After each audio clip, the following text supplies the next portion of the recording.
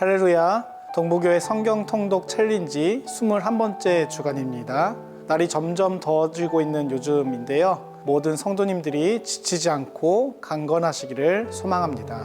무엇보다 이 성경 통독 챌린지로 영의 양식을 먹고 강건해져서 우리의 모든 삶을 활기차게 또 기쁨과 감사가 넘치는 곳으로 만들어 가시는 한 주가 되시기를 주님의 이름으로 간절히 축원합니다. 이번 주에 읽을 말씀은 전도서 4장에서 이사야 6장까지입니다. 우리가 앞서 살폈듯이 이번 주에 살필 전도서는 지혜의 왕 솔로몬이 노년에 쓴 책인데요. 그 내용은 자신의 경험과 지혜, 관찰과 묵상을 근거로 인생의 수고로움과 헛됨을 설파하는 것입니다. 그리고 이를 통해 젊은이를 위시한 믿음의 후배들이 하나님의 백성으로서 의미 있게 사는 것이 어떤 삶인지를 말씀하는 책이 전도서입니다. 그리고 전도서는 지혜서이다 보니까 구조적으로 논리정연한 연결의 매끄러움보다는 잠언과 같이 각 절과 각 단락이 개별적으로 삶의 지혜와 진리를 말씀하는 특징이 있는데요. 그럼에도 전도서는 허무, 즉 가치 없음이라는 주제가 전체를 관통하고 가치 있음, 즉 하나님을 경외하는 것으로 결론짓고 있습니다. 이것은 한마디로 하나님 없는 삶의 무의미함과 하나님 있는 삶의 유의미함이라고 할 수 있습니다. 이런 맥락에서 이번 주에 읽은 전도서 4장부터 각 장을 개괄적으로 살펴보면 4장은 인간이 자신의 행복을 위해 수고하는 경쟁과 시기, 고독의 모든 일이 헛되기 때문에 서로 연합할 것을 권면하고 5장은 자신의 꿈을 위해 하나님을 이용하지 말고 경외하여 하나님께서 선물로 주신 것들을 누리고 즐거워하라고 말씀합니다. 6장은 인간은 근본적으로 불행한 존재인데 왜냐? 최선이 무엇이고 장래가 어떻게 될지 모르기 때문이라 말씀합니다.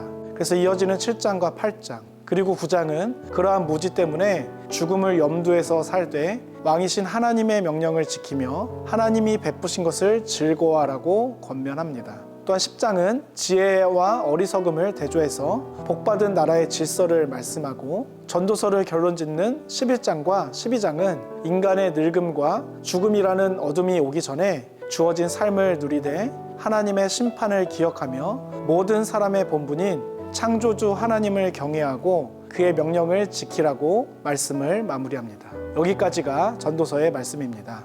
그러면 이어지는 아가서는 어떤 말씀인가? 아가서도 역시 솔로몬이 쓴 책인데요. 한국말로는 아름다운 노래이고 히브리 원어로는 노래 중에 노래라는 뜻입니다. 즉 최고의 노래라는 뜻이죠. 겉으로는 솔로몬이 개인의 사랑을 노래한 것이지만 본질은 하나님께서 허락하신 부부간의 올바른 사랑의 관계를 말씀한 것이고 나아가서 하나님과 하나님의 백성들의 관계를 노래한 책이라 할 수 있습니다. 그리고 노래이기 때문에 논리적인 연결성보다는 서정적이고 비유적 표현들이 많이 나오고 남녀가 사랑의 고백을 주고받는 화답의 구조적 특성을 가지고 있습니다.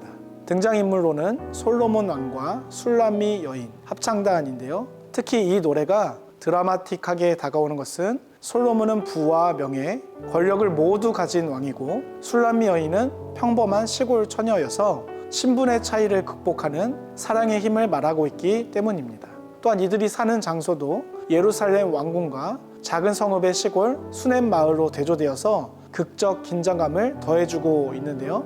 먼저 1장은 솔로몬 왕과 술람미 여인의 극복할 수 없는 신분 차이에도 불구하고 사랑에 빠지는 첫 만남의 이야기입니다. 그리고 2장은 이게 더욱 깊어져서 애틋한 사랑 고백을 하는데 어떠한 이유로 떨어져서 상사병에 걸릴 정도로 서로를 그리워하고 솔로몬이 술람미 여인을 초청하는 것으로 끝이 납니다.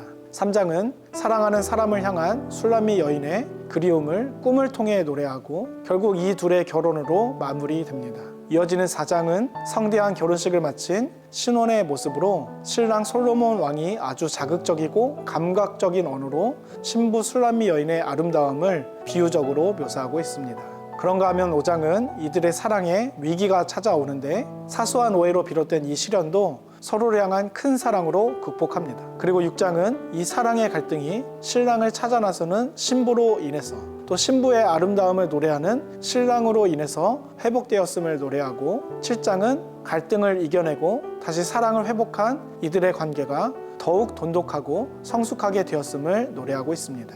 8장은 아가서의 대단원으로 솔로몬 왕은 모든 것을 내려놓고 술람미 여인의 시골 집으로 돌아가는데 다시 한번 사랑의 언약을 확인함으로써 두 사람의 사랑을 그 어떤 것도 심지어 죽음도 끊을 수 없음을 노래하며 마칩니다. 마지막으로 이사야서는 주전 740년부터 주전 681년까지 유다와 예루살렘에 대한 심판과 구원을 말씀하는 책인데요. 이사야는 자신이 주로 활동했던 시대, 즉 아수르가 강대국으로서 팔레스타인 지방을 위협하던 주전 8세기에 대한 하나님의 메시지를 1장부터 39장에서 말씀한 것뿐만 아니라 바벨론의 포로로 잡혀가 있는 하나님의 백성들의 귀환과 이후 예루살렘의 회복에 대한 하나님의 예언도 40장부터 66장에서 말씀합니다. 특히 이번 주에 읽을 1장부터 6장은 부패한 이스라엘의 죄를 고발하며 결국 이에 대한 하나님의 심판을 선언하는데요. 심판만이 아니라 6장에서 하나님께서 이스라엘 백성들을 향한 당신의 메시지를 전하도록 이사야를 부르시며 그루터기처럼 남은 자들에게 구원을 베푸실 것이라는 구원도 말씀하고 있습니다. 자, 사랑하는 동부교회 모든 성도님들, 이번 한 주도 전도서와 아가서 또 이사야 말씀을 통해서 우리의 모든 삶의 의미가 오직 하나님께 있음을 깨닫고 또한 우리의 약함과 악함에도 상한 갈대를 꺾지 않으시고 꺼져가는 등불을 끄지 않으시는 하나님의 크고 놀라운 사랑을 경험하셔서 하나님만을 사랑하시고 경외하며 그분께서 주시는 은혜와 복을 누리시기를, 또 이로 인한 기쁨과 감사가 넘치시기를 주님의 이름으로 간절히 축원합니다.